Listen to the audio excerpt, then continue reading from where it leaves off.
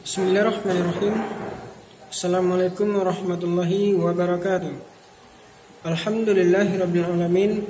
Asyhadu an la ilaha illallah wa asyhadu anna Muhammadar Rasulullah. Allahumma shalli ala Muhammad wa ala ali Muhammad. Semoga anak Ustaz dan kita semua selalu berada dalam lindungan Allah Ta'ala, mendapatkan keselamatan dunia dan keselamatan akhirat. Tentunya berpegangan kepada Al-Quran dan Sunnah. Pelajaran kita pada hari ini adalah Al-Quran Hadis. Ustaz akan mengulang materi sebelumnya untuk persiapan PTS genap nanti, insya Allah di awal bulan 3. Ustaz ambil beberapa menit.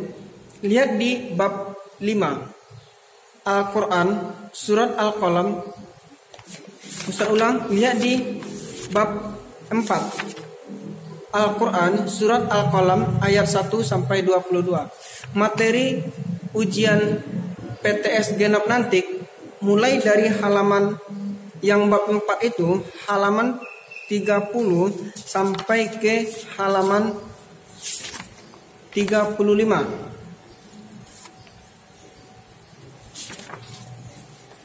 Surat Al-Qalam itu terdiri atas berapa ayat? Pastinya 52 ayat. Kemudian surat Al-Qalam ini termasuk ke dalam golongan surat-surat Makkiyah, yaitu surat yang diturunkan di kota Makkah. Dan surat Al-Qalam ini diturunkan sesudah surat Al-Alaq. Kemudian nama Al-Qalam ini diambil dari kata qalam, yaitu terdapat pada ayat keberapa? Yaitu salah satunya terdapat pada ayat yang pertama. Insyaallah anak-anak Ustaz sudah hafal semua. Kemudian apa arti dari Al-Qalam itu? Arti dari Al-Qalam itu adalah pena. Kemudian ada juga nama lain dari surat Al-Qalam ini, yaitu namanya Nun. Kenapa dikatakan Nun? Karena awal surat ini diawali dengan bacaan Nun. Kemudian kita masuk ke hukum tajwid. Hukum tajwid itu kan banyak, tapi yang kita bahas di sini cuma 3. Yang pertama adalah ikhfa safawi, idgham mimi atau mutamasilain, kemudian izhar safawi. Kita lihat satu-satu. Kita lihat dulu ikhfa safawi. Ikhfa safawi. Ikhfa safawi itu adalah apabila mim mati bertemu dengan ba. Insyaallah anak-anak Ustaz sudah paham. Kemudian cara membacanya itu harus dibunyikan samar di bibir dan didengungkan. Ini sudah kita praktekkan pada pembelajaran sebelumnya. Hati-hati, bisa jadi yang Ustaz sampaikan hari ini akan keluar di PTS nanti. Idgham mimi atau mutamasilain. Ini harus anak-anak Ustaz perhatikan. Idgham mimi atau mutamasilain. Hati-hati, nanti seandainya keluar di ujian PTS, jangan sampai bingung. Karena idgham mimi atau mutamasilain itu adalah sama. Yaitu apabila mim mati bertemu dengan mim. Contohnya apa? Sangat banyak. Seperti yang sudah kita praktekkan pada pembelajaran sebelumnya, yaitu wa ma lahum min, yaitu lahum minallah, mim mati bertemu dengan mim. Dan masih banyak contoh lain seperti aman, huruf mim mati bertemu dengan mim. Kita lanjutkan ke yang 3, yaitu izhar safawi. Izhar safawi itu adalah apabila mim mati bertemu dengan huruf hijaiyah selain dari ba dan mim. Apa contohnya? Mim mati bertemu alif, mim mati bertemu ta, mim mati bertemu, dan selanjutnya sampai ke yang terakhir, selain dari mim dan ba. Apa contoh dari izhar safawi?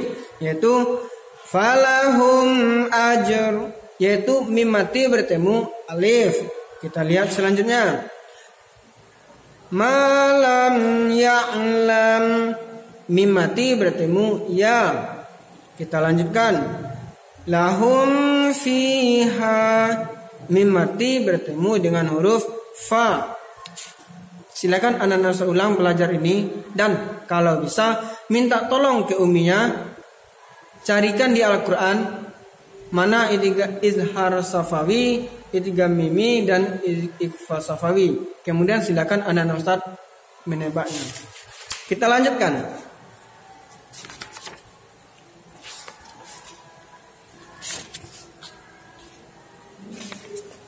Kemudian anak-anak Ustaz juga harus bisa memahami kandungan dari surat Al-Qalam. Kandungan dari surat Al-Qalam yaitu bantahan dari orang-orang musyrikin terhadap Nabi Muhammad. Membantah perkataan orang-orang musyrik itu. Kemudian memperingatkan agar jangan mengikuti kemauan orang-orang musyrik. Kita itu tidak boleh mengikuti kemauan orang-orang musyrik. Kemudian orang-orang musyrik akan mendapatkan penghinaan pada hari kiamat. Pasti orang-orang musyrik akan mendapatkan penghinaan. Kemudian anak-anak Ustaz harus bisa memahami kosakata seperti al-qalam, pena, anta, kamu, Rob, Tuhan, dan selanjutnya. Kita lanjutkan ke bab 5, lanjutan surat Al-Qalam. Yang insya Allah mulai dari ayat 1 sampai ayat 52 anak-anak Ustaz semua sudah menghafalnya. Ini yang bab 5 ini tidak masuk ke PTS. Silakan anak-anak Ustaz pahami terjemahannya. Kemudian Ustaz lanjutkan ke kandungan dari surat Al-Qalam. Kandungannya itu, Allah telah menimpakan cobaan kepada orang-orang kafir sebagaimana yang ditimpakan kepada pemilik kebun. Mungkin cerita tentang pemilik kebun ini anak-anak Ustaz juga sudah pernah mendengar pada kajian-kajian sebelumnya. Kemudian tidaklah sama antara orang-orang yang bertakwa dengan orang-orang yang tidak bertakwa. Pasti ada perbedaan. Mana orang yang beriman, mana orang-orang kafir, mana orang-orang yang bertakwa dan mana orang-orang yang tidak bertakwa. Semoga kita semua termasuk ke dalam golongan orang-orang yang bertakwa. Yang ketiga, Allah Subhanahu wa taala akan memberikan azab kepada orang-orang yang di dunia mendustakan Al-Quran. Semoga kita semua terhindar dari azab yang disampaikan tersebut. Karena insya Allah kita semua itu tidak ada yang mendustakan Al-Quran. Semuanya membenarkan Al-Quran. Mulai dari surat yang pertama Al-Fatihah sampai ke surat yang terakhir An-Nas. Kemudian silakan anak-anak Ustaz pahami tentang kosakata yang ada di halaman 43. Untuk pembelajaran hari ini kita tuntaskan sampai di sini. Ustaz mengingatkan sekali lagi kepada anak-anak Ustaz, silakan belajar di rumah, khususnya materi yang ada di bab 4 seperti hukum tajwid, kosakata,